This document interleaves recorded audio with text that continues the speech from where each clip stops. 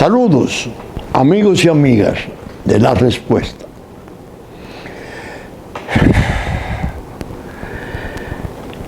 Parece que me canso de iniciar el programa con dos temas que han permanecido invictos durante casi 3 años. Primero el COVID, después la guerra, la que está en curso más grave, porque hay varias más, Ucrania, y las posibilidades terribles de que pueda escalar esta y sobrevenga la tragedia final, el apocalipsis. ¿Cómo uno puede desplazar esa noticia del primer plano? Si es tan global, si es tan mundial, si nos concierne a todos. Uno leyendo las informaciones y los comentarios que andan por todo el mundo, cada día se apesadumbra más, porque el ideal de la paz resulta todavía lejano. Armas, más ciudades sometidas a combates tremendos entre ejércitos con armas de alto poder destructivo, los sufrimientos de la población civil, los niños, los ancianos. Realmente es una noticia que no se puede desplazar. De todas las cosas de los últimos días, vi algo que por primera vez se reúnen las cabezas de las relaciones exteriores de Rusia y Estados Unidos. Y esto es bueno. Tal vez puedan surgir de allí elementos para la paz. La última ciudad, algo así, del Donbass, ha sido el escenario de los últimos combates. Y confieso que oyendo a un joven oficial ucraniano hablar de la segura retirada de ellos de ahí, sentí una gran pena. Es una guerra imposible de ganar para uno, imposible de perder para el otro. Vamos a ver si estos hombres que gobiernan al mundo, de algún modo, Dios les ilumina para comprender que la guerra no es el camino, que ahí está la destrucción y la muerte, que son expresiones terribles de exterminio. De manera que ese comentario breve lo hago en honor a la importancia del tema. El COVID nos trajo esta semana una novedad que no deja de ser también preocupante. Ya fuera de los azotes y de los daños que produce como quebranto, aparece un informe del Buró Federal, el FBI norteamericano, y creo que su director compareció a un programa de la cadena Fox, tengo entendido, y reveló que la investigación que ellos han estado permanentemente haciendo va revelando que el virus, el COVID, se fugó de algún laboratorio de Wuhan, una ciudad importante de China. Otros sectores de poder en Estados Unidos no lo afirman así tan terminantemente. Dicen que eso está en estudio, que la investigación va progresando. Y yo me puse a pensar en las cosas que escribí hace ya más de un año en mi blog La Pregunta. No tuve tiempo ni siquiera para reexaminarla. Pero recuerdo que la cuestión de la fuga posible de un laboratorio chino era una realidad, o podía ser una realidad. Y dije algo más, que le temía mucho yo a la capacidad de venganza, de rencor, de retaliación de Persia, Irán. Recuerden ustedes que en la pregunta muchas veces aludía al rey Darío, o uno de los jerjes, que a raíz de la derrota de las Termópilas, al sentarse a la mesa tenía un áulico que le decía: recuérdate de los atenienses, es decir, la venganza. Habían ejecutado con una operación de guerra, un dron de guerra, en Irak, a un jefe militar y político iraní muy importante, Suleiman, creo, que era el hombre, se vio después de su muerte, de más poder. Después de los ayatolás, el jefe militar y el jefe político era Suleiman. Y me había impresionado una expresión de uno de los ayatolás a raíz de ese suceso. Dijo que, acusando a Estados Unidos, que realmente había sido un dron norteamericano, pero no en Irán, sino en Irak, porque el hombre estaba no solo preparándose en Irán, sino dirigiendo operaciones en Irak. Y lo acusaba a los norteamericanos y le hizo una advertencia que a mí me estremeció. Pronto ellos verán el precio que tendrán que pagar por esto. Me aprendí la expresión. Pronto verán los norteamericanos el precio que tendrán que pagar por esto, la muerte del general Suleiman. 2 meses después llegaba el virus. ¿Qué dije yo? Bueno, es posible que fuera una fuga, porque los laboratorios, desgraciadamente, que tienen las potencias, lo de la fuga es una realidad, una posibilidad, se puede dar. Pero yo dije, ¿y si no fue una fuga y fue una venta de algún sujeto de los operadores que sucumbiera al soborno? Y ha ido a parar ese virus a manos de estos radicales iraníes que tienen una confrontación tan seria, tan peligrosa con Estados Unidos. Era un tiempo en que la situación de esas relaciones era muy tensa.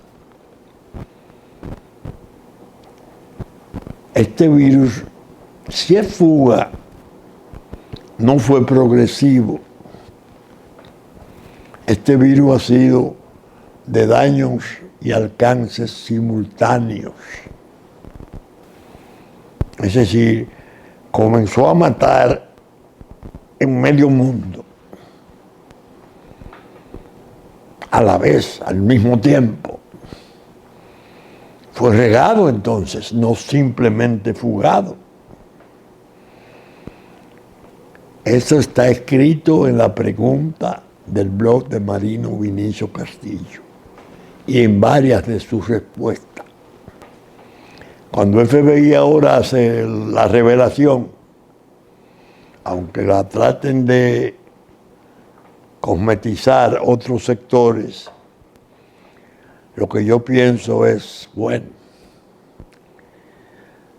suponiendo que fuera fuga, como FBI acaba de decir,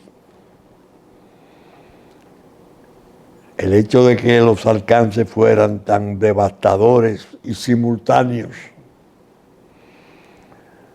no fue una fuga simple, progresiva, de un aeropuerto a otro, no. Fue un ataque. Efectivamente, Estados Unidos sufrió más de 1 millón de muertos como consecuencia del coronavirus 19. Entonces yo pienso, es posible que el poder norteamericano no asuma la admisión pública de lo que está sosteniendo FBI, porque entonces se daría un paso más arriesgado hacia la guerra biológica, que es tan devastadora como la nuclear. Es decir, a Estados Unidos le resulta muy embarazoso admitir que fue fugado y no reaccionar. Lo cierto es que hay un enigma enorme alrededor de ese coronavirus. Le puse caso y lo comenté en la pasada respuesta a la sesión a puerta cerrada del Congreso norteamericano, en la que 2 oficiales importantísimos de Estados Unidos declararon, y no me salgo de mi parecer, como quiera es una reunión muy significativa, o porque ellos pidieron ser oídos en esas condiciones de puertas cerradas, o porque los legisladores reclamaron que fueran, para explicar qué es lo que está pasando. Como ustedes advertirán, hablar de este tema tan complejo, pero tan peligroso, no es fácil. Yo lo trato ligeramente, como una manera de retenerlo y llevarle a mis afectuosos seguidores de la respuesta esa preocupación, esa dimensión del peligro mundial.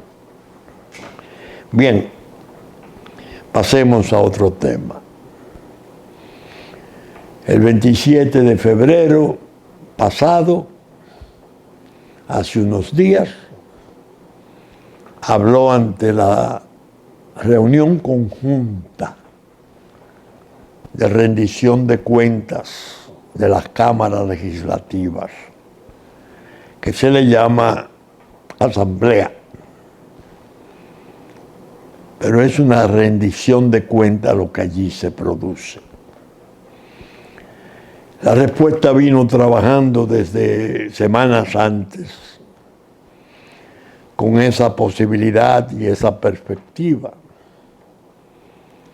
y la dediqué a alertar, a advertir al presidente de la República del trance delicado que esa fecha con esa asamblea representaba. Insistí mucho en decirle: cuídese, presidente, de ese discurso. La nación ya tiene un grado muy alto de conciencia de sus peligros y yo creo que está guardando una definición de su parte. Les dije, y estoy apelando a la memoria de ustedes también, para que me confirmen o me desmientan. En la medida que usted evada o de algún modo trate a medias tintas el tema, su ruina será inevitable. Ya le habían propuesto la ley de trata, que hubo necesidad de suspenderla. Y era un patíbulo y sigue siendo un patíbulo para usted.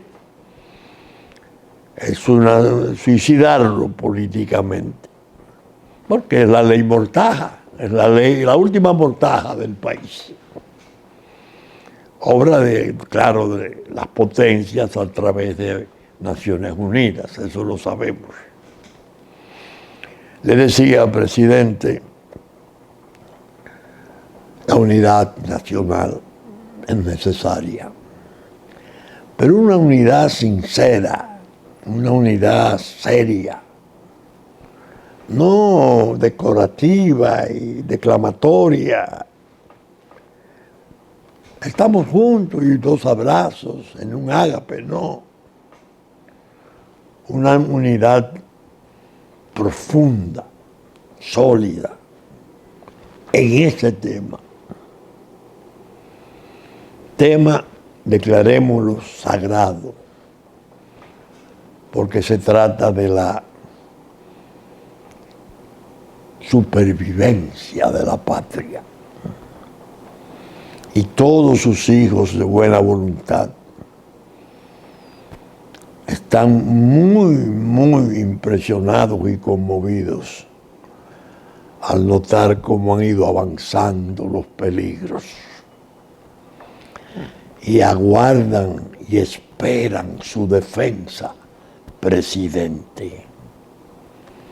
Estoy pasando con una especie de rollo de las cosas que vine diciendo antes del 27. Bien, dije horas antes del 27, que era lunes y este programa salía el fin de semana anterior. Presidente, convoque a un pacto, a un gran pacto de Estado, de nación. Eviten todos ustedes, los líderes de los partidos, usted es líder de la República porque está al frente de sus destinos, siendo presidente constitucional. Olviden las reyertas sórdidas del proceso electoral. Bueno, pasó el 27 de febrero, habló el presidente. Yo me quedé atento a las reacciones que podía generar ese discurso del presidente Abinader. Vinieron las típicas, las de siempre. Eso fue un manojo de manipulaciones. Eso está lleno de falsedades. Esas son comparaciones arbitrarias. Alguien me dijo, recordando el genio de Mark Twain, que Mark Twain llegó a decir, hay 3 modos de expresar la mentira. La mentira en sí, maligna. La mentira piadosa y las estadísticas. Y eso más o menos es lo que apoya las críticas desde oposición a un discurso presidencial de rendición de cuentas. En general esa fue la posición.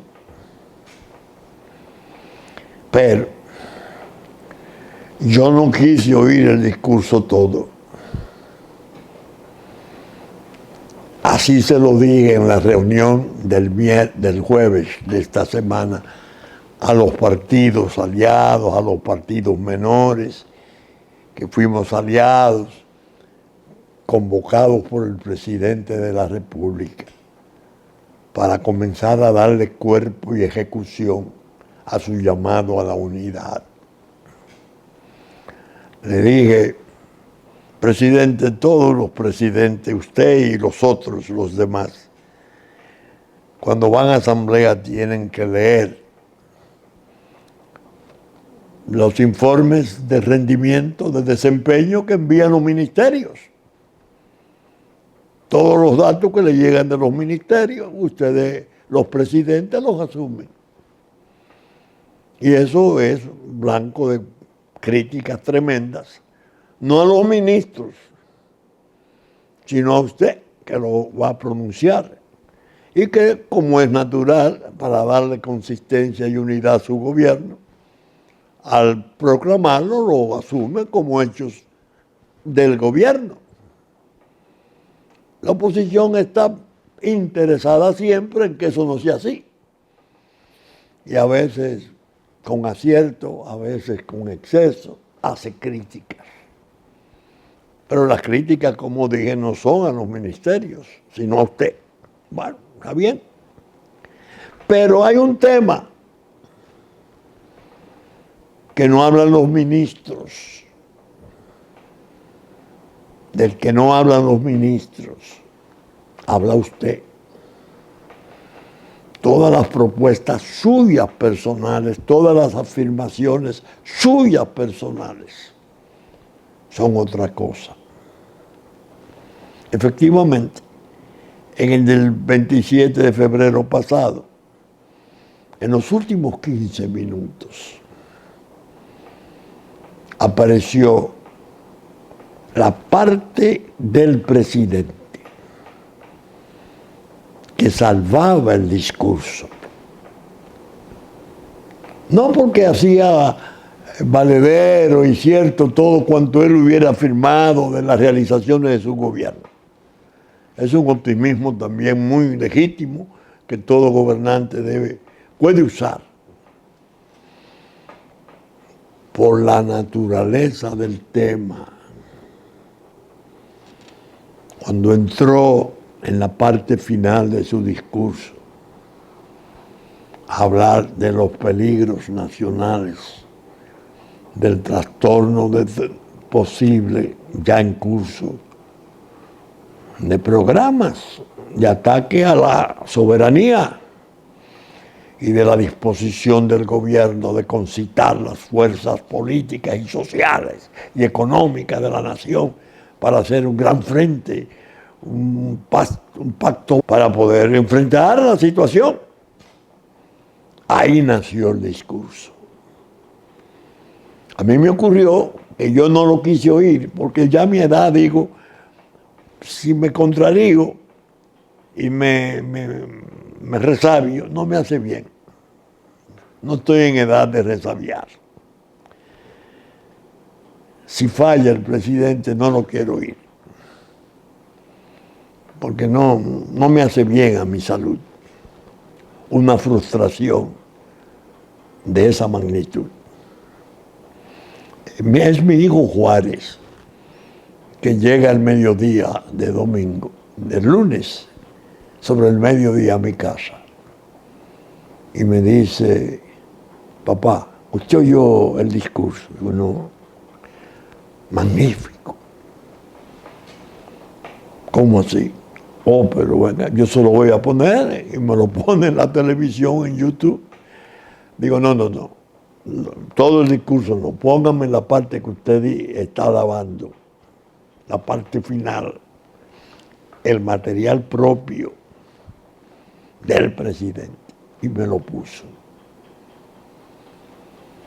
Yo confieso que me estremecí, me agradó enormemente oírlo.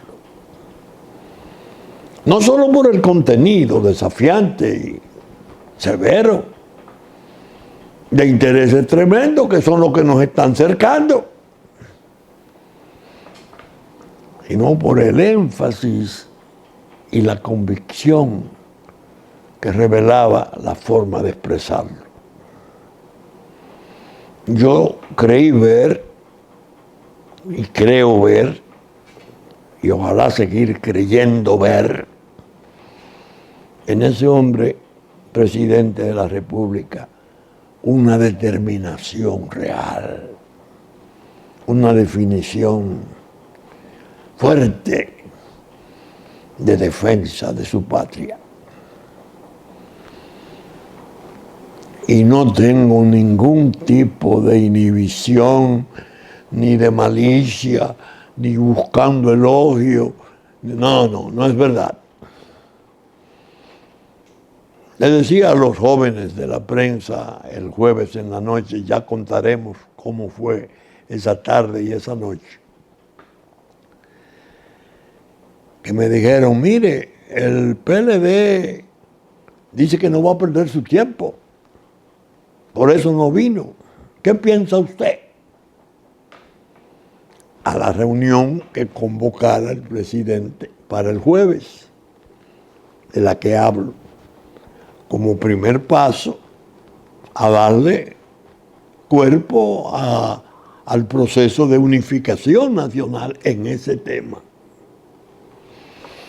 Yo le dije, mire, es injusto que el PLD haya dicho que no iba a perder su tiempo.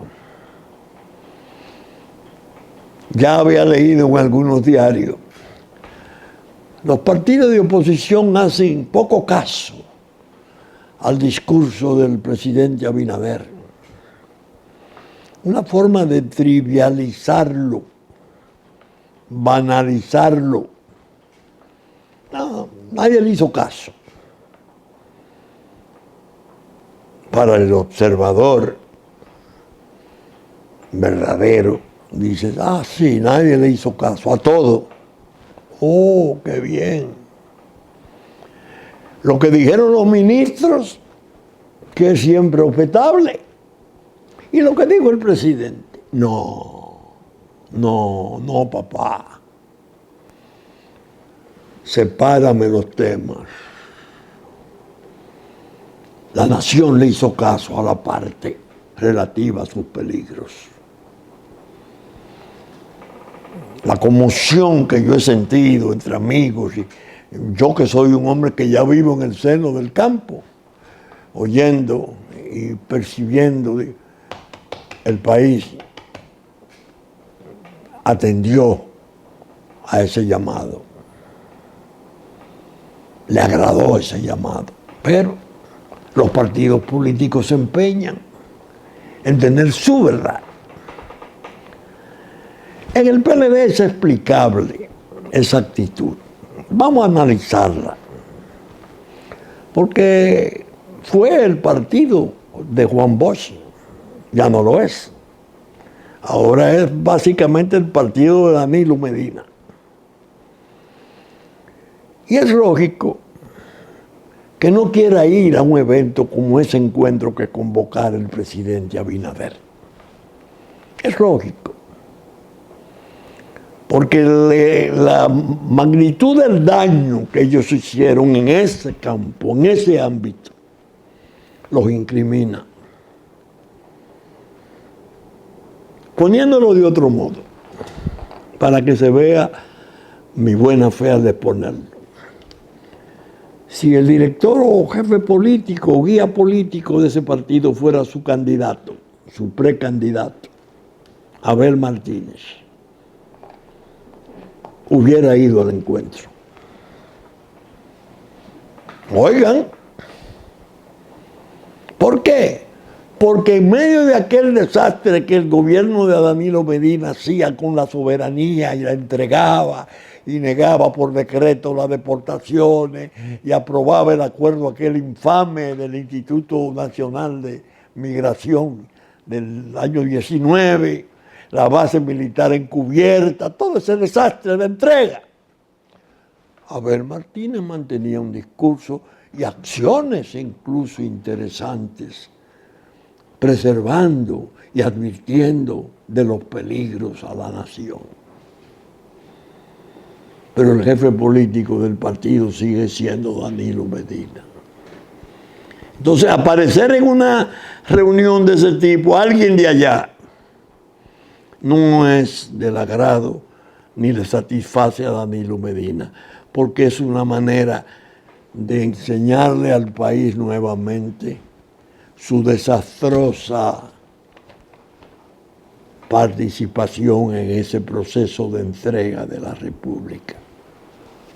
Que no vaya, tiene su lógica, pero no porque el discurso sea enteramente cuestionable o discutible. No, hay una parte que no tiene discusión. La parte nacional, la de la patria. Eso no se discute. Usted está o no está con su patria. Bien, que el PRD no fuera, bueno, eso tiene otra explicación. Porque el PRM es una derivación del PRD, hay conflictos internos, viejos, rencores, cosas, bueno, eso no tiene sentido, mayor importancia. La del PLD sí había que comentarla, y lo he hecho hoy. Reprochable. Ahora bien, hubo otra ausencia de esa reunión que yo he lamentado. El PLD, la Fuerza del Pueblo, el partido en crecimiento, innegablemente en una muestra brillante de organización y de trabajo, la Fuerza del Pueblo, no iba a asistir totalmente. Parece que a última hora envió a alguien, un amigo muy distinguido y muy preparado, quien debió de estar en esa reunión y hubiese sido la noticia mundial,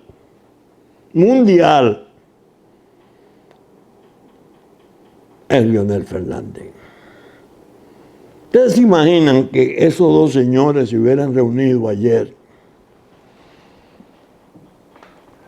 Incluso para hacerlo más eficaz, hacer un paréntesis, un receso de 1 hora para permitir que el expresidente y el presidente conversen aparte sobre el tema. ¿Ustedes se imaginan el tipo de mensaje que implicaba esa posibilidad? No se logró. No, que no se puede politizar ese caso. Por Dios, es un hecho político trascendental la defensa de la soberanía nacional. Ahora, no es el hecho politiquero de la reyerta electoral, que es otra cosa. Por cierto, poco recomendable y muy degradada ya. Lamenté la ausencia de Leonel Fernández. No debió ser. Y no lo digo por primera vez. Recuerden ustedes cuando el ACNUR nos sometió a aquella campaña infame mundial de descrédito y nos vendió como el apartheid del Caribe, bueno, racista, persecutor, un estado infernal de persecución y dominio, la República Dominicana. Yo llegué a proponer en la respuesta una comisión,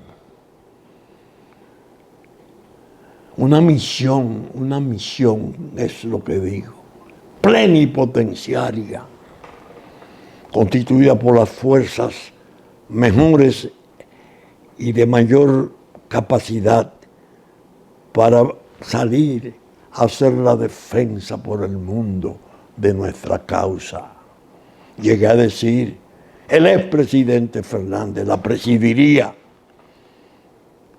por su condición de expresidente, por sus relaciones internacionales y por su capacidad, claro está, y Estado por Estado. Misión plenipotenciaria, mire, eso que el ACNUR está diciendo es una infamia. Nosotros hemos sido solidarios. Nosotros, cuando el terremoto, incluso contribuimos más que todos los estados del mundo, por encima de nuestras posibilidades. El hecho es este, la historia es esta, las diferencias peligrosas que se quieren borrar inútilmente van a traer conflictos mayores. Eso dicho, en misión plenipotenciaria la propuse yo en distintas manifestaciones, tanto de la pregunta como de la respuesta. Es decir, que yo no estoy quejoso con la ausencia de Leonel Fernández porque ayer me surgió. Ese ha sido un anhelo. Le propuse incluso tomando, por ejemplo, al propio Estados Unidos, como era antes, porque ahora con Estados Unidos hay que hablar entre un antes y un después. Después de la experiencia del 20, ya es otra cosa lo que hay allí. Hay una especie de versión casi tercermundista de su dinámica política. Pero en antes, en las crisis serias, peligrosas de Estados Unidos, el presidente llamaba a los presidentes que todavía, expresidentes que todavía estuvieran con vida. Y se reunían. Y se reunían a deliberar. Eso se vio muchas veces, la ventaja de mi edad. Y yo lo propuse. Nos están atacando, vamos todos a reunirnos, olvidémonos de todos esos rencores menores, subalternos, estériles, que da la reyerta por el poder. La patria está en peligro.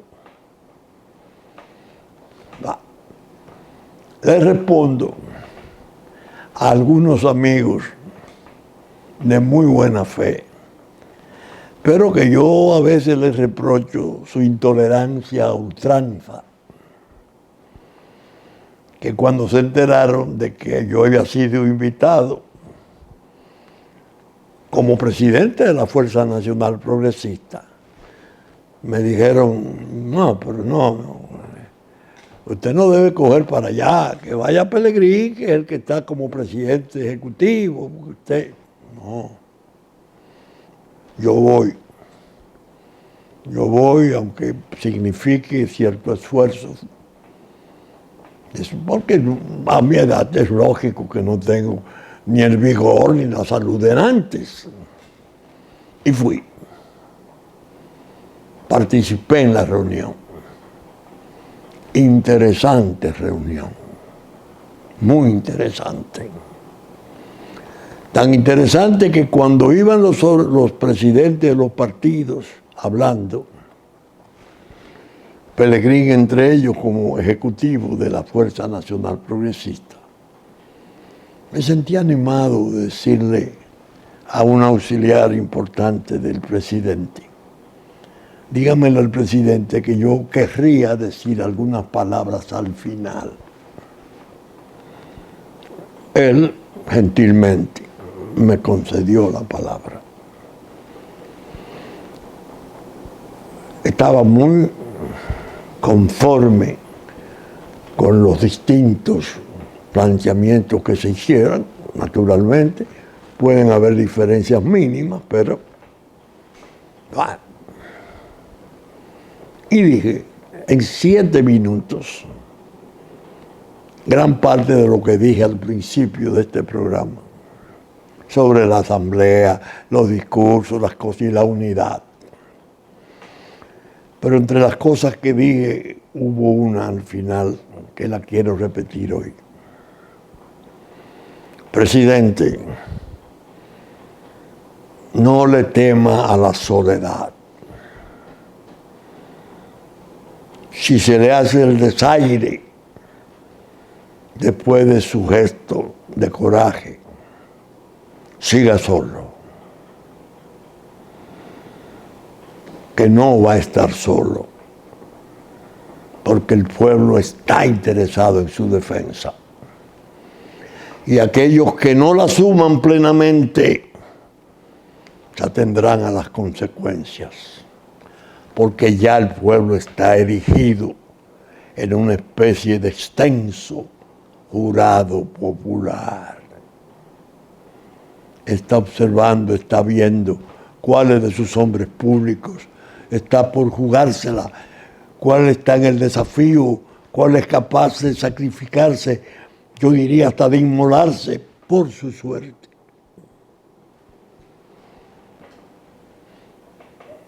Yo evocaba al poeta Perdomo, que hablaba antes de ser fusilado, cuando iba marchando al patíbulo, aquel juicio admirable de cómo vamos los dominicanos, cómo hemos ido los dominicanos a la gloria, a pie y solos.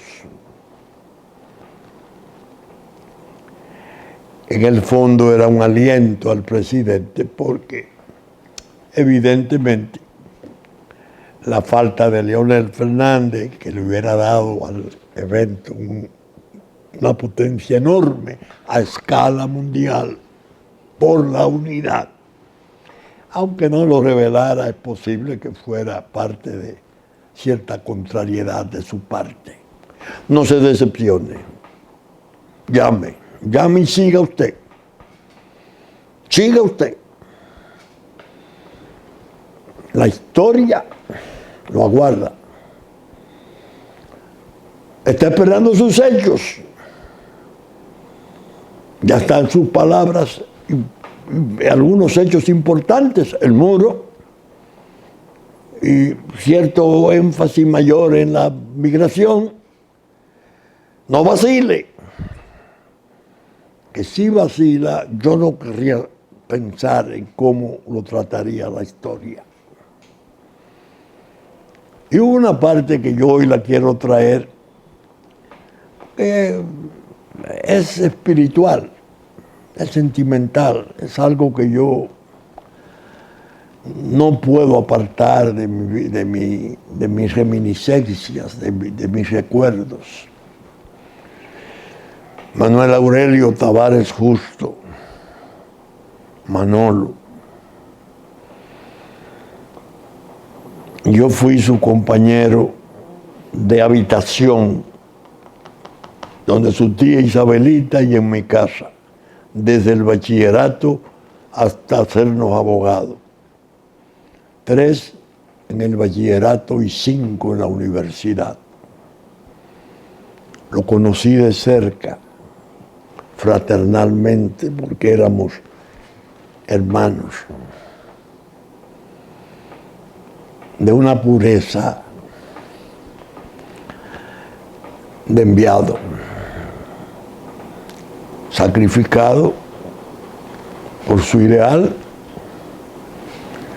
de restablecer la Constitución que había sido violada. Se alzó en términos desgraciadamente fatales. Su hija Minú, a quien yo le tengo una deferencia, un aprecio en sentido figurado, diríamos, de tío, hizo una exposición magnífica, como corresponde a una posición de oposición. Hizo algunos regaños en el muro y el presidente le respondía tanto a ella como a los demás. Fue interesante, muy interesante. Él explicando intríngulis, incluso cosas de adentro, de su manejo de poder, experiencia de él en el extranjero, bregando con los poderes de la tierra y tratando de conseguir su firma para acuerdos ignominiosos. Pero ella hizo una alusión en el principio que a mí me mortificó, que dijo que no era el momento de hablar de traidores y vendepatrias, a los que no estuvieran de acuerdo con esa posición. Nosotros, en la Fuerza Nacional Progresista, hemos mantenido ese discurso desde siempre. Desde que nos fundamos, hace 42 años, dijimos, no seremos una fuerza necesariamente en procura de participación electoral. Queremos ser una fuerza de testimonio y una fuerza para preparar el relevo eventual. Estaban los colosos de la política nacional en los mandos políticos: Juan Bosch, Joaquín Balaguer, José Francisco Peña Gómez. Yo reconocía que éramos mínimos, pero decíamos no, nuestro interés fundamental es la defensa de la patria. Y hemos cumplido. Y hemos tenido debates y hemos tenido a veces que usar términos severos y hablar de la traición. Entonces yo aproveché el momento y le dije a Minú, tú eres una especie de hija de la patria e hija de la república, porque tus padres fueron dos adalides, tanto Manolo como Minerva, su madre. Pero te debo decir, hija, que la noción de traición no es nueva. Quien primero la utilizó fue el fundador de la República, Juan Pablo Duarte. Mientras no se escarmiente a los traidores, los buenos dominicanos serán víctimas de sus maquinaciones. Juan Pablo Duarte Vier, el profeta y fundador de la República.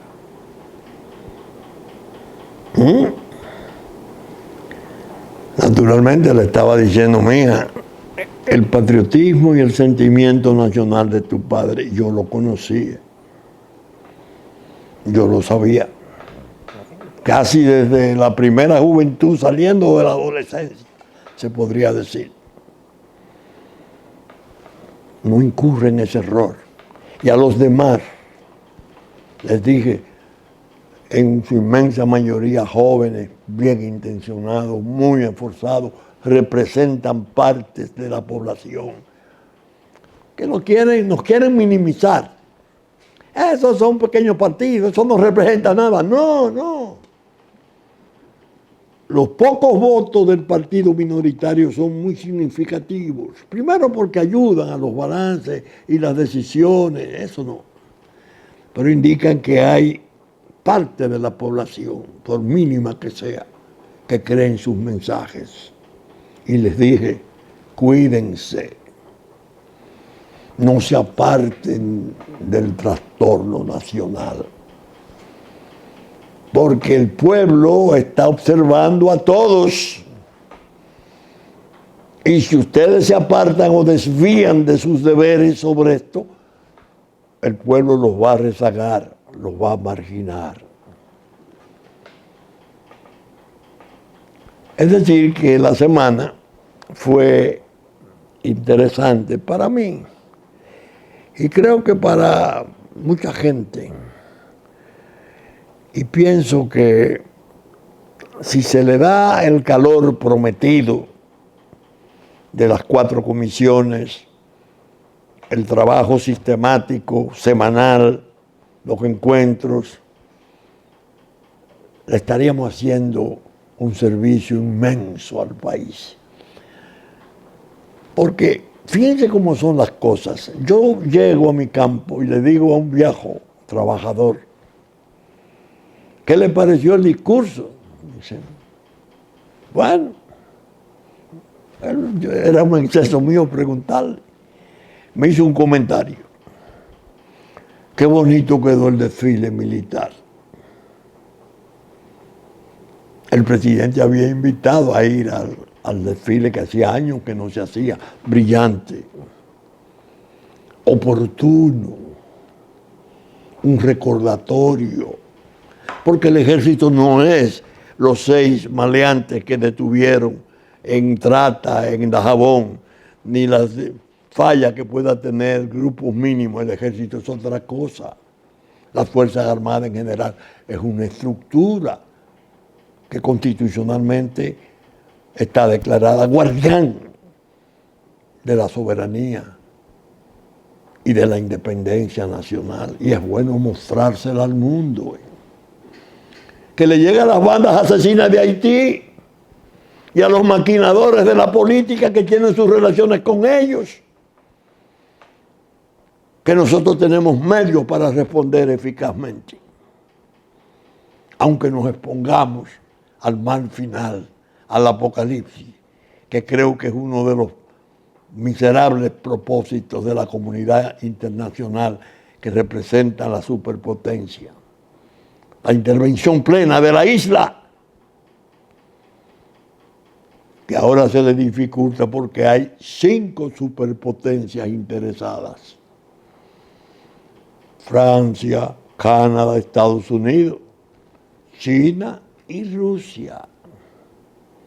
Estas 2 últimas esperando qué va a pasar.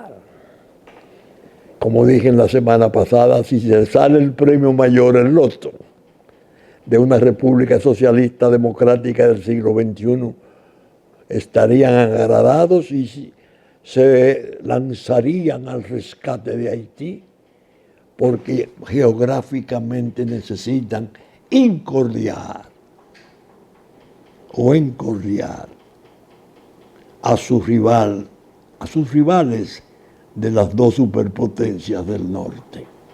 Y hay una potencia por debajo, que yo ayer no la quise mencionar ni tratar. El narcotráfico internacional, que tiene interés supremo sobre la parte oeste de la isla por sus infraestructuras y su vecindad con Puerto Rico, que es tercera frontera de Estados Unidos, para sus trabajos infames de la comercialización de la droga y la enfermedad del mundo. Bueno, yo creo que hemos agotado la hora de la respuesta. Hemos más o menos cumplido lo que nos propusimos, pero siempre estaremos por debajo de nuestros deberes. Lo que prometo es tratar de cumplirlos hasta el último hálito, como se dice a veces con cierto gracejo, caer con las botas puestas. Bien, saben ustedes que estamos saliendo por Supercanal, Canal 33 de Claro, 3 del cable, a las 11 de la mañana de domingo, nuestra versión central.